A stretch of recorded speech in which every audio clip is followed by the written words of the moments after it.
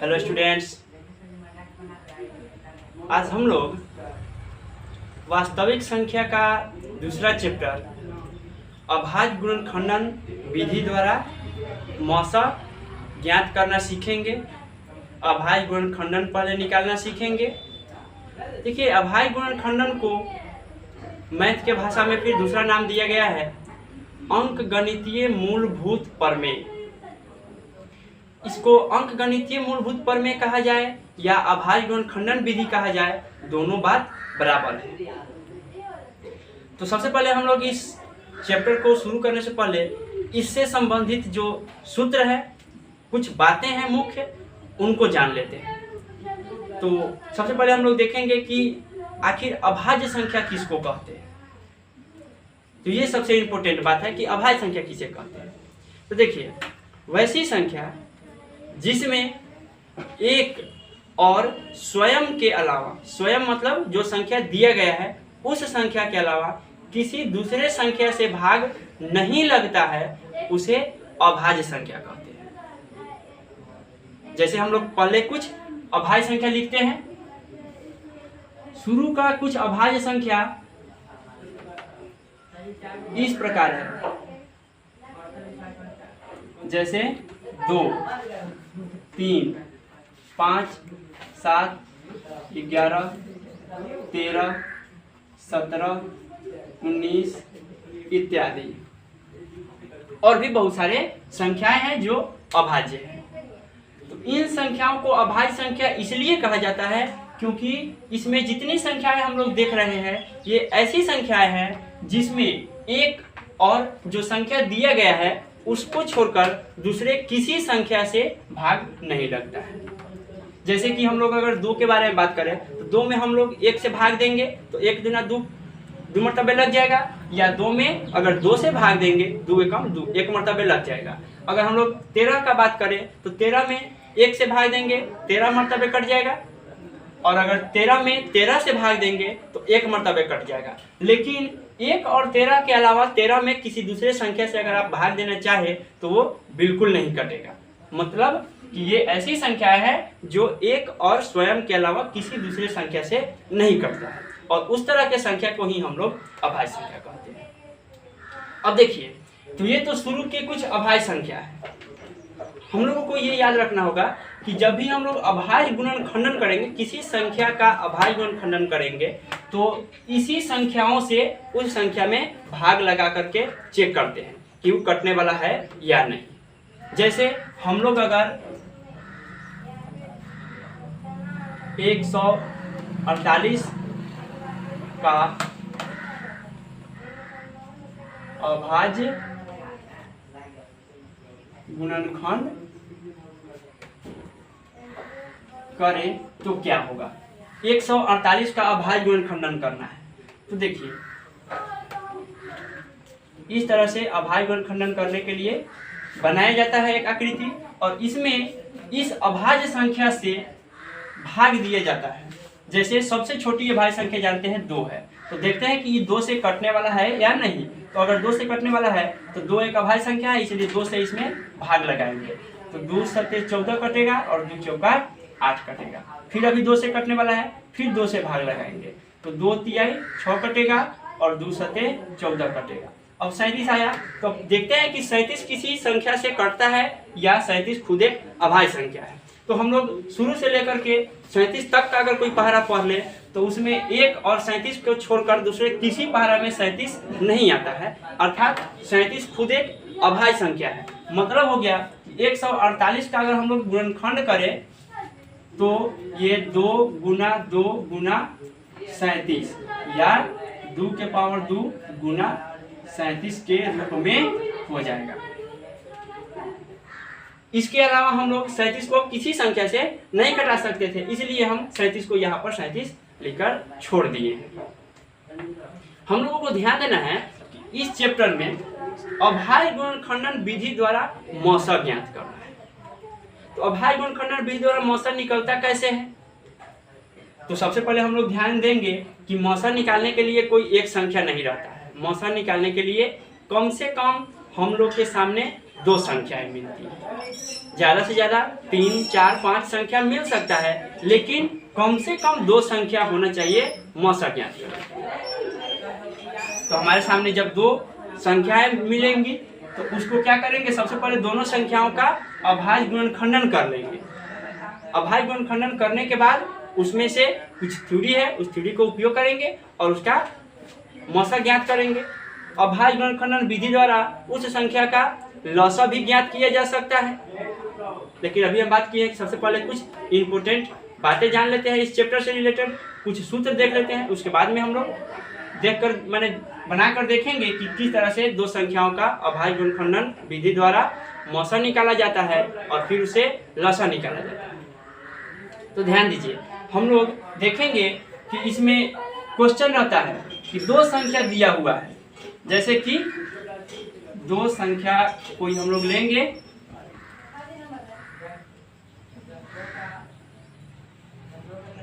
जैसे मान लें कि हमारे सामने 2 संख्या है A और B, ये 2 संख्या है। इस दोनों संख्या का हमें मौसा निकालना है। तो जब दोनों संख्या का मौसा निकालेंगे तो कुछ भी मौसा निकले, जैसे कि मौसा निकल गया, मान गया A और B का कुछ मौसा आएगा, फिर A और B का लौसा निकालेंगे। अभाज्य गुणनखंडन विधि द्वारा ही A और B का लौसा निकालेंगे, फिर लौसा निकालेंगे A और B का। मौसा और लौसा जब निकल जाएगा तो हम लोग एक सूत्र का प्रयोग करके हम लोग चेक करते हैं इसको कि ये जो हम लोग मौसा और लौसा निकाले हैं ये सही है या गलत है। तो अगर चेक करने का विधि है तो उस विधि से हम लोग एक अज्ञात जो रहेगा उसको भी निकाल सकते हैं। जैसे एक सूत्र होता है मौसा AB, मतलब कि 2 संख्या का मौसा है A और B, गुना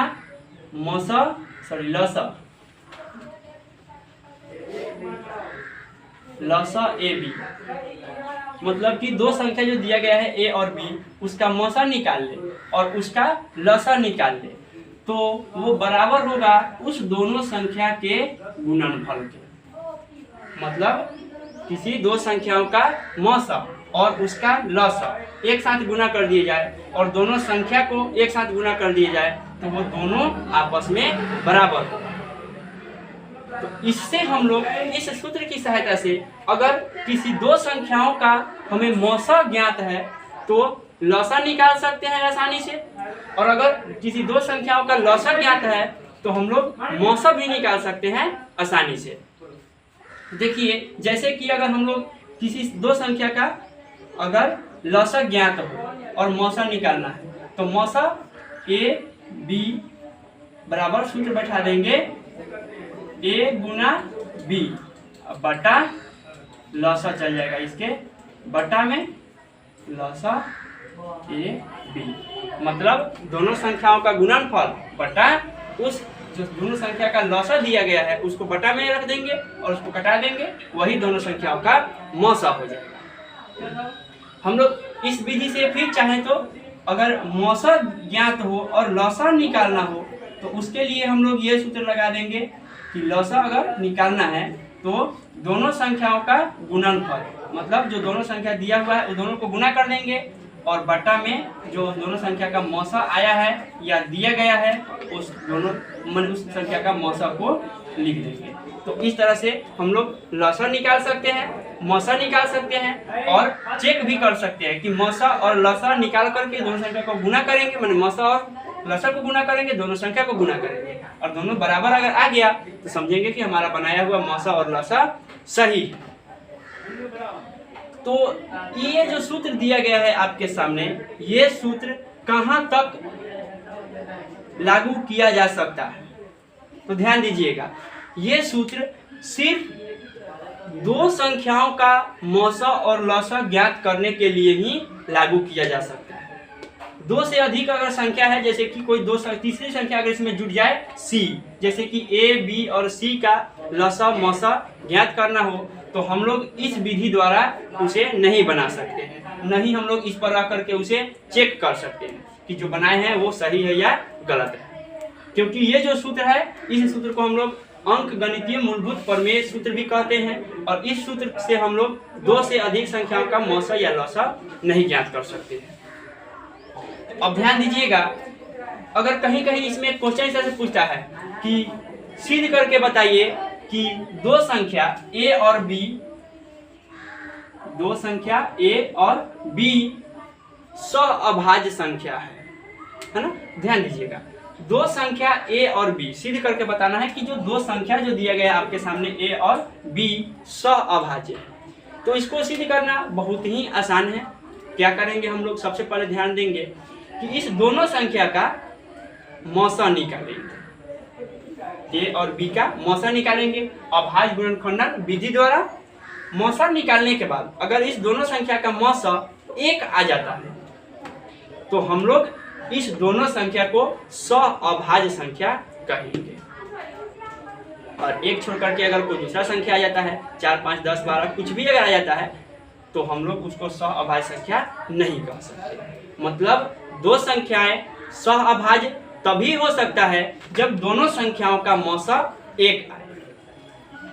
ठीक है, ध्यान दीजिएगा इतना, फिर आगे देखते हैं। देखिए अभी जो हम लोग देख रहे थे कि आगे कुछ और भी पॉइंट देखना है, 1-2 मुख्य बातें और देखना है। जैसे कि मुख्य बातें क्या है कि एक ऐसा संख्या है जिसे हम लोग न भाज्य संख्या कह सकते हैं और न अभाज्य संख्या कह सकते हैं। मतलब एक न भाज्य संख्या है और न अभाज्य संख्या है।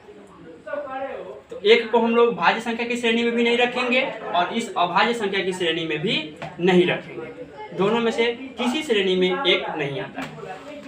फिर ऑब्जेक्टिव क्वेश्चन में इस चैप्टर से रिलेटेड एक प्रश्न छोटा सा पूछा जाता है कि सबसे छोटी अभाज्य संख्या क्या है। तो ध्यान दीजिएगा, यहाँ हम लोग शुरू का ही कुछ अभाज्य संख्या लिखे हुए हैं। तो इतने अभाज्य संख्या में सबसे छोटा 2 है, इसलिए 2 ही सबसे छोटी अभाज्य संख्या है। ये आपके परीक्षा के लिए 1 नंबर का एक बहुत ही इम्पोर्टेंट क्वेश्चन है।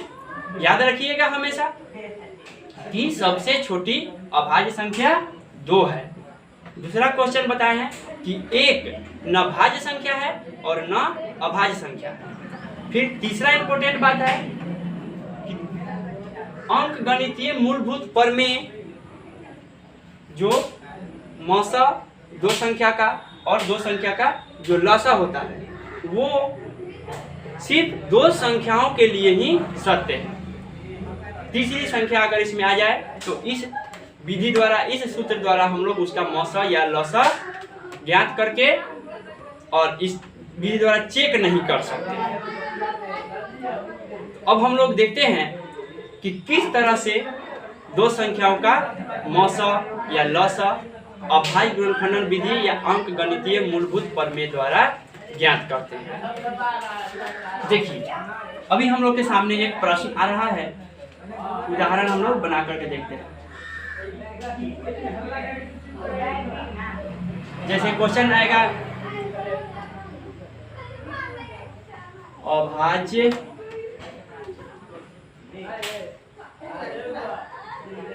गुणनखंड विधि द्वारा 144 और 56 का मौसा ज्ञात करें। देखिए हम यहाँ अपना मन से लिखे हैं 144 और 56, इसके अलावा जितना भी क्वेश्चन हो बस ये ध्यान देना है कि इसमें 2 अंक होना चाहिए। अगर उस विधि पर चेक भी करना है तब, नहीं तो 2 से अधिक भी अंक है तो हम लोग अभाज्य गुणनखंडन विधि द्वारा मौसा निकाल सकते हैं। जैसे हम एक बार 3 गो संख्या रख करके भी बनाकर देखेंगे। देखिए अभाज्य गुणनखंडन विधि द्वारा इसका मौसा निकालना है तो हल करने के लिए हम लोग सबसे पहले क्या करेंगे, इस दोनों संख्याओं का अभाज्य गुणनखंडन निकाल लेंगे। जैसे देखिए 144 का गुणनखंड निकालेंगे तो 2 से कट जाएगा, क्योंकि अभाज्य संख्या यहाँ लिखा गया है। तो देखिए 2 से 144 आराम से कट जाएगा। तो हम कटाते हैं इसको 7, 2, फिर 2 से कटाएंगे 3 6, फिर 2 से कटाएंगे 1 8, फिर 2 से कटाएंगे 9।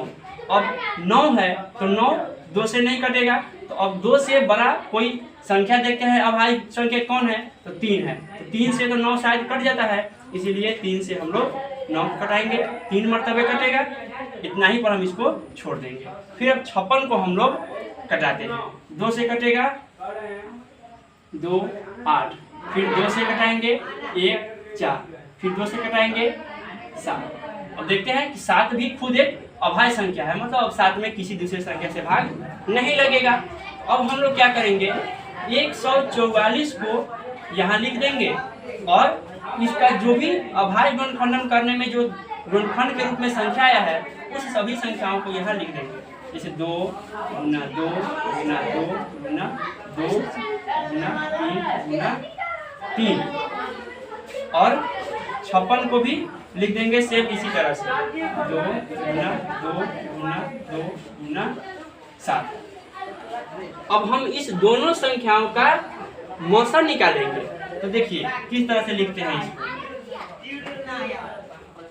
मौसा 144 और 56 बराबर। हम लोग देखते हैं कि अगर दो संख्या दिया हुआ है तो दोनों संख्याओं में उभयनिष्ठ कौन कौन संख्या है। उभयनिष्ठ या इसको सर्वनिष्ठ बोलते हैं। उभयनिष्ठ का मतलब होता है इंग्लिश में कॉमन। कॉमन का मतलब जो संख्या दोनों में हो, माने 144 और 56 दोनों के गुणनखंड में जौन जौन संख्या उभयनिष्ठ हो, माने कि सेम हो, उसी संख्या को हम लोग एक बार लिखते हैं। जैसे देख रहे हैं कि दोनों में फर्स्ट 2 है, तो इस दोनों के बदला हम लोग 1 और 2 लिखते हैं। फिर देख रहे हैं एक और ही 2 दोनों में कॉमन है, फिर इस दोनों के बदला एक और 2 लिखेंगे। फिर देख रहे हैं इसमें कि दोनों में एक और 2 कॉमन है, फिर इस दोनों के बदला में एक और 2 लिखेंगे। या हम लोग इसको क्या करेंगे, इस तरह से घेर लेंगे, जो भी कॉमन संख्या है इसको घेर लेंगे। घेरने के बाद दोनों कॉमन संख्या के लिए 1 लिखते हैं, माने कि एक बार उस संख्या को लिखते हैं। जैसे 2 है इस घेरा के अंदर, दोनों 2 के लिए 1 और 2 लिखे। फिर इस घेरा के अंदर 2 है, इसके लिए भी 1 और 2 लिखे। इस घेरा के अंदर भी 2 है, 1 और 2 लिखे। और भी देखेंगे, और भी अगर कहीं दूसरा संख्या कोई कॉमन हो, मतलब कि उभयनिष्ठ हो दोनों में, उसको भी गुना के रूप में लिख देंगे। लेकिन इसमें देख रहे हैं कि सिर्फ एक 7 बचा हुआ है और इसमें 7 कहीं नहीं है। मतलब हो गया कि इस दोनों संख्याओं के गुणनखंड में अब दूसरा कोई संख्या कॉमन नहीं है। तो अब हम लोग इस दोनों संख्या को, तीनों संख्या को गुना कर लेंगे। तो 2 दूना 4, 4 दूना 8। मतलब हो गया कि इस दोनों संख्या मतलब 144 और 56 का मौसा निकालेंगे तो 8 आएगा। हो गया यहाँ पर 8, ये आपका आंसर हो गया।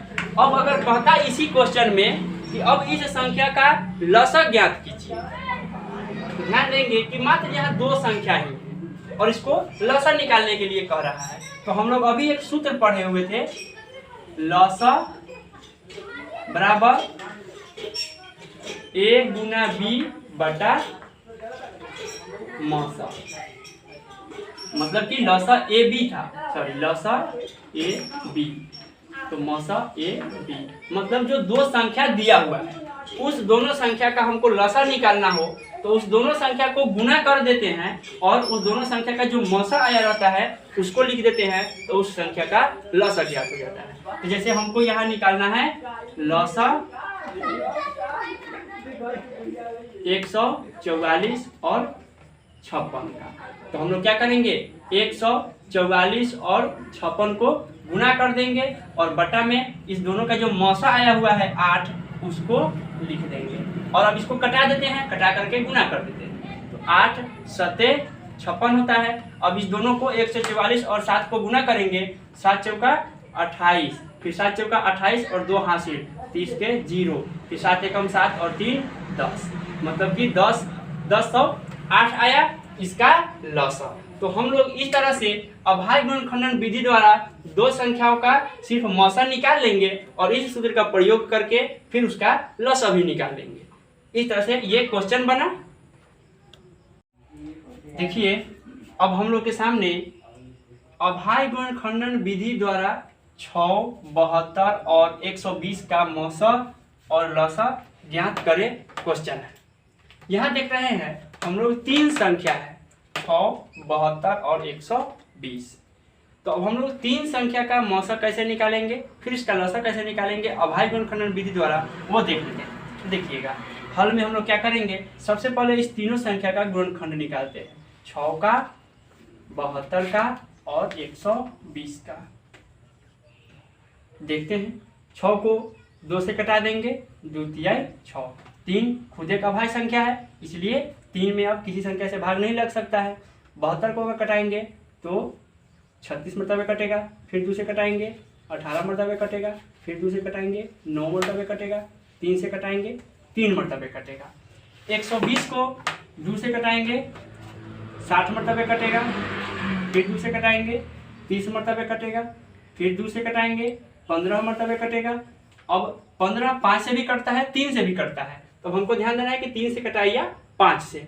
तो हम लोग देखते हैं कि सबसे छोटी संख्या से पहले कटाया जाता है, मतलब सबसे छोटी जो अभाज्य संख्या है उससे पहले कटाया जाता है। तो यहाँ 3 और 5 में छोटी है 3, इसलिए 3 से कटाएंगे 5 मरतबे।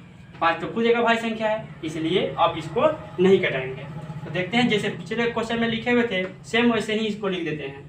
6 को 2 गुना 3 के रूप में लिखेंगे, 72 को 2 गुना 2 गुना 2 गुना 3 गुना 3 के रूप में लिखेंगे, और 120 को 2 गुना 2 गुना 2 गुना 3 गुना 5 के रूप में लिखेंगे। अब हमको निकालना है मौसा। सबसे पहले मौसा निकालेंगे 6, 72 और 120 का। तो क्या होगा, सेम वही प्रोसेस इसमें भी करना है। उसमें था कि 2 संख्या दिया गया था तो हम लोग 2 में कॉमन निकालते थे कि कौन कौन दोनों संख्या में कॉमन है, लेकिन यहाँ देख रहे हैं कि 3 संख्या दिया गया है। तो अब हम लोग इसमें क्या करेंगे, तीनों संख्या में जो संख्या कॉमन मिलेगा, तीनों संख्या में जौन जौन संख्या कॉमन मिलेगा, जौन जौन डिजिट अंक मतलब कॉमन मिलेगा, उस अंक को उस संख्या को हम लोग गुना करेंगे। तो इसमें देख रहे हैं कि तीनों में 1 2 है, देख रहे हैं तीनों में 2 मिल गया कॉमन, तो हम लोग 1 2 लिख देंगे। फिर देख रहे हैं कि अब इस सब संख्या में 2 है लेकिन ऊपरला संख्या में 2 नहीं है, इसलिए अब हम लोग 2 को कॉमन नहीं ले सकते हैं। फिर अगर 3 का बात करें तो तीनों संख्या में ऊपर वाला में 6 में भी 3 है, 72 वाला में भी 3 है और 120 वाला में भी 3 है। तो तीनों में से हम लोग 3 को भी कॉमन ले सकते हैं, जैसे कि इस तरह से भी हम लोग चाहे तो इसको घेर सकते हैं। तीनों में देख रहे हैं कि 3 भी है, तो हम इस 3 को भी लिख देंगे मौसा में। अब देखते हैं कि और भी कोई संख्या है क्या जो तीनों में कॉमन हो, मतलब उभयनिष्ठ हो। तो अब कोई संख्या नहीं है, क्योंकि ऊपरला संख्या में 2 ही अंक था जो कि दोनों का दोनों कॉमन हो चुका है। मतलब हो गया, अब इस दोनों संख्या को गुना कर देंगे तो 3 दूना 6, इस तीनों संख्या का मौसा 6 आया। जैसे कि मौसा 6, 72 और 120 बराबर 2 गुना 3 6। अब हमको इसका लसा निकालना है, तो अभी जो हम लोग फॉर्मूला देखे हुए थे कि लसा बराबर दोनों संख्याओं का गुणनफल बटा मौसा था, जो कि सिर्फ 2 संख्या के लिए ही लागू होता है, तीसरी संख्या के लिए नहीं। तो अब हम लोग इस स्थिति में अब हम लोग उस फॉर्मूला का उपयोग लसा निकालने के लिए नहीं कर सकते हैं। तो अब हम लोग लसा कैसे निकालेंगे वो देखते हैं। लसा 6, 72 और 120 है। तो देखिए अब हम लोग ध्यान देंगे इस पर कि इसमें कौन कौन संख्या फिर तीनों में पहले कॉमन है। तो फिर देखते हैं, अगर तो जिस तरह से मौसा के लिए हम लोग तीनों में कॉमन देख रहे थे तो 1 2 और 1 3 मिला था, तो पहले हम लोग इसमें भी उसको लिख देते हैं 1 2 और 1 3। अब हो गया, तो तीनों में जो कॉमन था वो लिख दिए। अब देखेंगे कि कौन कौन संख्या सिर्फ 2 में कॉमन है। तो अब 2 में कॉमन का बात करते हैं, तो यहाँ देख रहे हैं कि ये वाला 2 और ये वाला 2 दोनों में कॉमन है। तो इस दोनों के लिए माने कि इस दोनों 2 के लिए 1 2 लिखेंगे और इस दोनों 2 के लिए फिर 1 2 लिखेंगे। देखिए कैसे 2 में ही कॉमन है, और इसको हम लोग उसमें लिख दिए हैं, क्योंकि हम अभी लसा निकाल रहे हैं। मौसा में तीनों में कॉमन होना चाहिए, लेकिन लसा निकालने के समय हम लोग ये भी देखते हैं कि अगर दो में भी कोनो कॉमन है संख्या, तो उसके बदले में भी हम लोग एक एक संख्या लिखते हैं। फिर अब देखते हैं कि कौन कौन ऐसा संख्या बच गया जो अब दोनों में से किसी में भी कॉमन नहीं आया, मतलब बच कौन कौन संख्या गया। तो ऊपर वाला लाइन में, पिछला लाइन में मतलब देख रहे हैं कि एक 3 अभी बचा हुआ है, और सबसे निचले लाइन में मतलब 120 के गुणनखंड में देख रहे हैं कि वो 5 बचा हुआ है। तब इस 3 को और 5 को भी उसमें लिख देंगे। अब इसमें कोई ऐसा संख्या नहीं है जो लसा वाला में नहीं लिखाया हो। अब हम लोग इस पूरे संख्या को गुना कर देंगे। तो देखिएगा 2 तिहाई 6, 6 दूना 12, 12 दूना 24, 24 तिहाई 72, 72 में 5 से गुना करेंगे तो 7 पचे 35 और 5 दूना 10, 360 हो जाएगा। तो ये हुआ 3 संख्याओं का लसा और ये तीनों संख्याओं का मसा। तो इस तरह से अगर आपके सामने 3 संख्या मिलता है तो लसा और मसा इस हिसाब से निकालना होगा, और अगर 2 संख्या रहता है तो फिर दोनों संख्या का मसा निकाल करके और लसा के लिए जो सूत्र था उस सूत्र का उपयोग करके हम उसका लसा निकाल सकते हैं। तो इस तरह से हम लोग अभी अभाज्य गुणनखंड विधि द्वारा 2 संख्याओं का लसा मतलब लघुत्तम समापवर्तक और मसा मतलब महत्तम समापवर्तक निकालना देख लिए। तो आशा है कि आप लोग इस पर आधारित जितने भी प्रश्न आपके किताब में दिए गए हैं निश्चित रूप से बना लीजिएगा। मिलते हैं अगले वीडियो में। Thank you.